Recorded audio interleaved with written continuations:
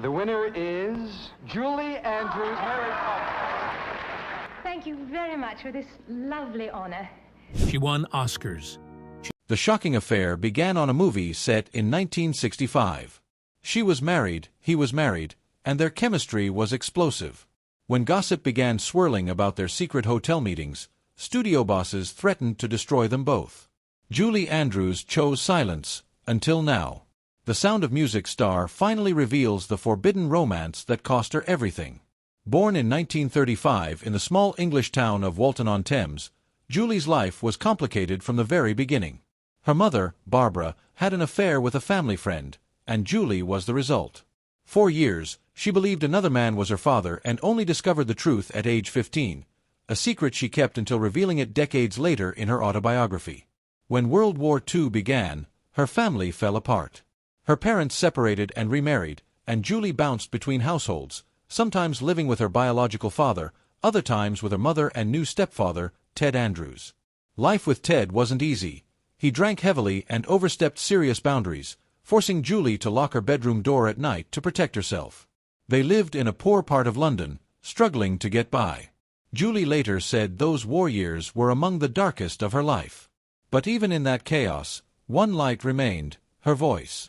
Her troubled stepfather noticed her vocal talent and arranged singing lessons, which led Julie to Madame Lillian Stiles-Allen, a renowned vocal coach. She called her third mother. Madame recognized Julie's incredible range and clarity, though Julie joked her highest notes were audible only to dogs. By age 10, Julie was performing with her parents, standing on beer crates to reach the microphone, singing while her mother played piano. She soon began entertaining troupes, traveling with child star Petula Clark and even sleeping in luggage racks between shows. At 12, her stepfather introduced her to a man who ran top London theatres.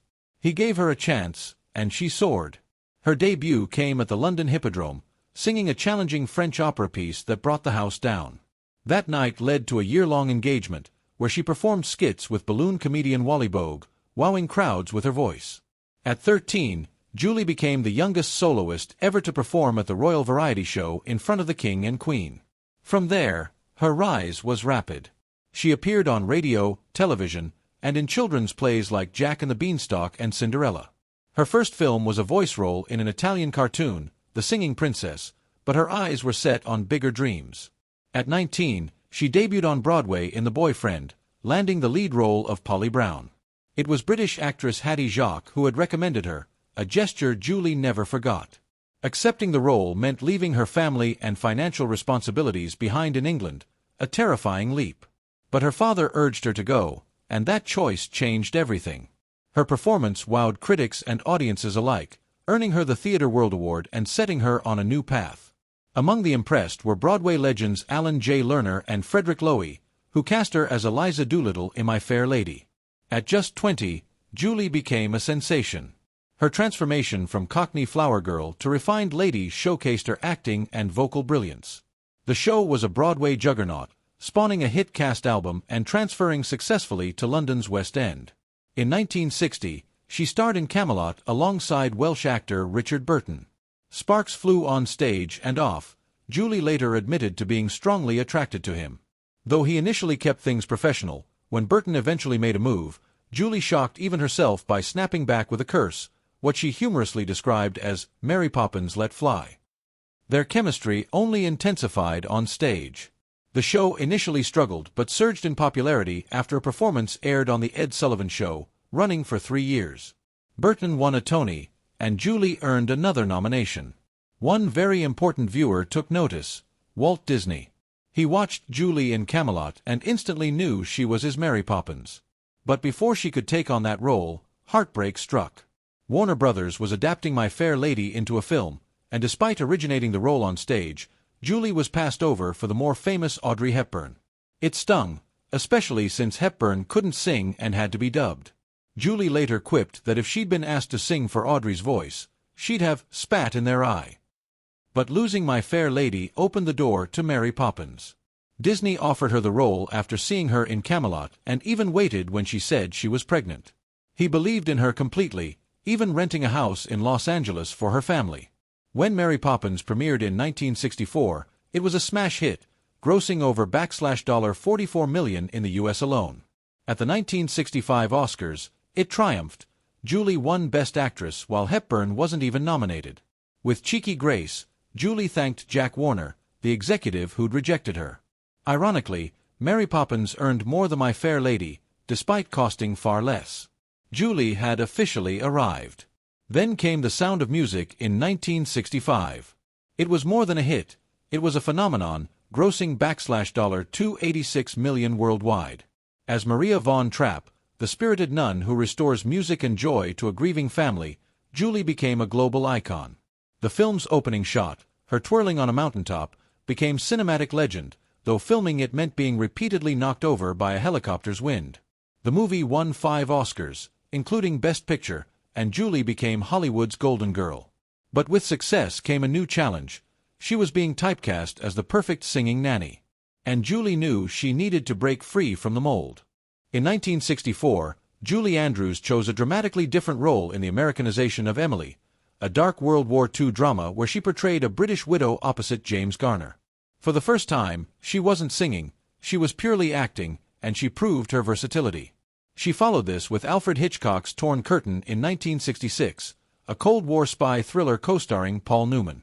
Though Universal Pictures banked on their combined star power, Hitchcock was dissatisfied, believing both actors were too polished for the gritty realism he envisioned. Critics were divided, but the audience turnout spoke volumes. The film grossed over $13 million on a $3 million budget. That same year, Andrews starred in Hawaii, a massive historical epic with a $15 million budget, the largest of its time. Despite weather delays and tidal wave warnings, it became the year's highest-grossing film. Julie played a strong-willed woman who followed her missionary husband to the islands, but the spotlight was unexpectedly stolen by newcomer Jocelyn Lagarde, who portrayed a Hawaiian queen and won a Golden Globe for her performance. By the end of the 1960s, however, the magic began to wane. In 1968, Andrews took on Star, a biopic of stage actress Gertrude Lawrence. Despite the same director behind The Sound of Music and a large budget, the film was panned. Critics called her performance too theatrical. Variety labeled it overdone high-toned heightenedness. It flopped so badly it became one of the most expensive failures of the decade. Then came Darling Lily in 1970, directed by her husband Blake Edwards. Intended to reinvent her image, the film featured her swearing and even doing a striptease, shockingly out of step with her wholesome reputation.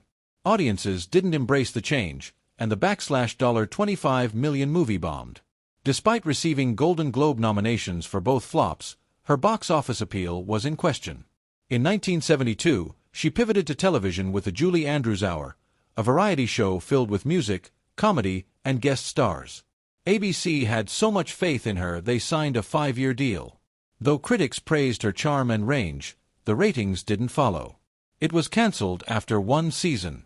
Ironically, a month later, the show won 7 Emmy Awards from 10 nominations, an award-winning show that hardly anyone had watched. Looking for yet another reinvention, she hit the nightclub circuit. Far from the Alps and children, she performed jazz in smoky clubs, cracked jokes about Hollywood, and poked fun at her squeaky clean image. Critics and audiences loved this new version of her, sharp, funny, and completely in control. Then, in 1979, she returned triumphantly to the big screen with 10, a modern romantic comedy directed by Edwards. It grossed over $74 million, proving her star power remained.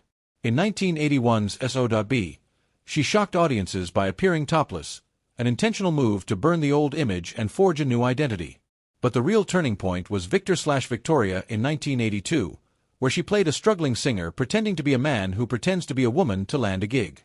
The role was bold, clever, and layered, exploring themes of gender, identity, and survival. It earned her another Golden Globe, an Oscar nomination, and firmly repositioned her beyond the shadow of Maria Von Trapp. While her career evolved, her personal life grew more complex. She married set designer Tony Walton in 1959. They had known each other since childhood and reconnected as pen pals. Their daughter, Emma, was born in 1962 while Julie balanced Broadway, motherhood, and a rising film career. But work kept them apart, sometimes separated by months or continents, and the emotional toll became overwhelming. She later admitted feeling torn between being a mother and an actress, and even between her husband and child. The strain eventually led to their divorce in 1969. Emotionally exhausted, she turned to therapy, encouraged by director Mike Nichols. Therapy helped her process what she called the clutter and garbage in her mind, giving her clarity and inner strength. She later spoke publicly about mental health, hoping her story might help others. Fate intervened in the most Hollywood of ways. Outside her therapist's office, she ran into director Blake Edwards. Both had experienced heartbreak, and their quiet pain found an unexpected harmony. Despite a 13-year age gap, something clicked. They married in 1969, blending their lives both personally and professionally. Julie became a stepmother to his children, and later, they adopted 2 daughters from Vietnam, Amy and Joanna. They also collaborated on 7 films, including S.O.B. and Victor/Victoria. Even when some projects failed, like Darling Lily, they never let work affect their bond. Julie often said Blake's biting humor balanced her seriousness, and their marriage lasted 41 years until his death in 2010. She continued to call it a true love story. But long before Blake, there had been another emotionally charged chapter.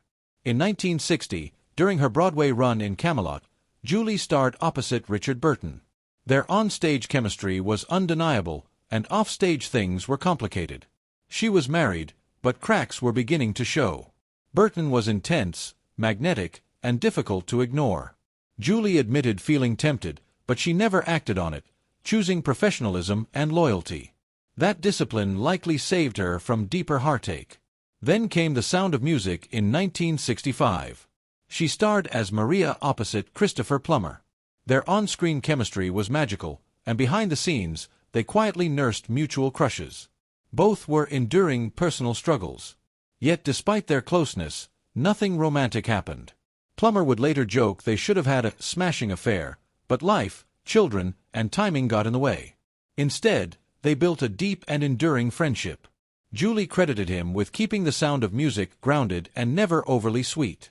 Over the decades, they remained close, sharing laughs, support, and mutual admiration.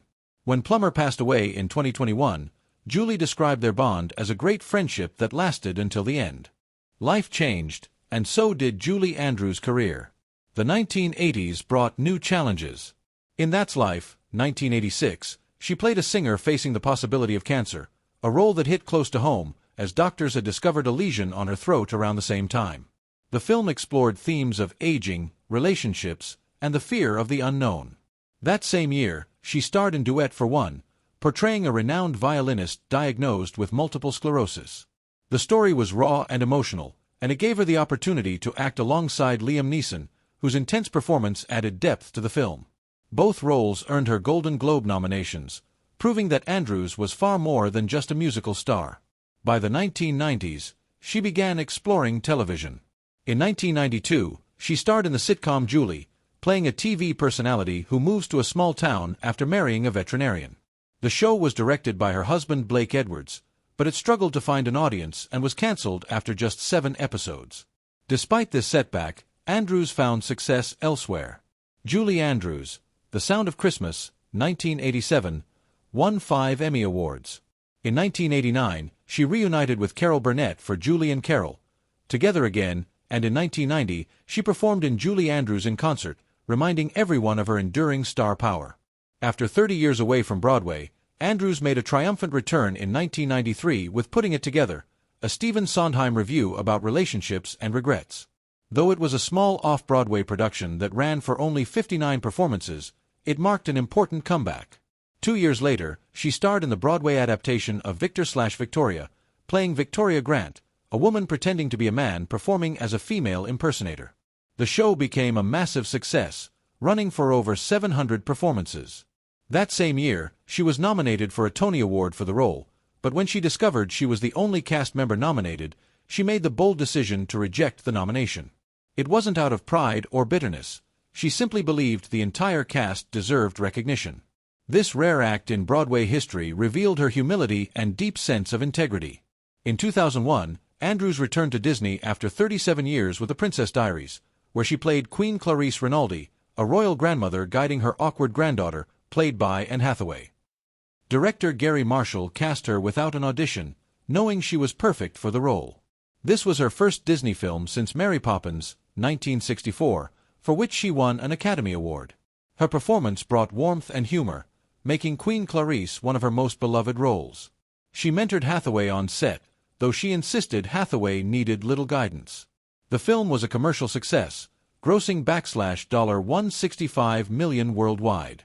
In the sequel, The Princess Diaries 2, Royal Engagement, 2004, Andrews even had a rare singing moment, despite losing her full singing voice after a 1997 surgery. That same year, she voiced Queen Lillian in Shrek 2, playing Fiona's mother, a kind and supportive queen. Unusually for animated films, she recorded scenes with John Cleese to enhance their on-screen chemistry. The Shrek franchise became a global hit, and Andrews reprised her role in Shrek the Third, 2007, and Shrek Forever After, 2010. In 2007, she narrated Enchanted, a Disney film that blended fairy tales with the real world. Her voice set the magical tone, bridging classic and modern Disney storytelling. The movie earned over $340 million globally. She also took on a comedic role in Tooth Fairy, 2010, playing Lily, the head fairy guiding Dwayne Johnson's character through his magical punishment. The film grossed $112 million, proving Andrews could still shine in light-hearted family films. In 2016, Andrews directed a stage production of My Fair Lady for its 60th anniversary. The show premiered at the Sydney Opera House and toured various cities. She ensured the production honored the original by using archived designs to recreate sets and costumes. The show broke box office records and received rave reviews.